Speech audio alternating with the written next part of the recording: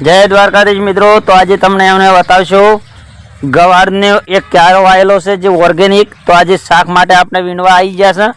તો આપ જોઈ શકો છો કે ગવારની ફળીઓ ઓર્ગેનિક કેટલી મસ્ત ને ખરજવાળી છે। તમે જોઈ શકો અમે વીણશા આપ જોઈ શકો છો આ દેશી ગવાર છે।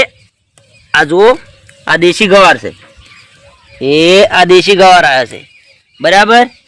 આ જો વીણવાનું ચાલુ છે અને આ છે ચોપડો ગવાર જેને ચોપડો કહીએ બરાબર, અને ખરજ નહીં આવતી।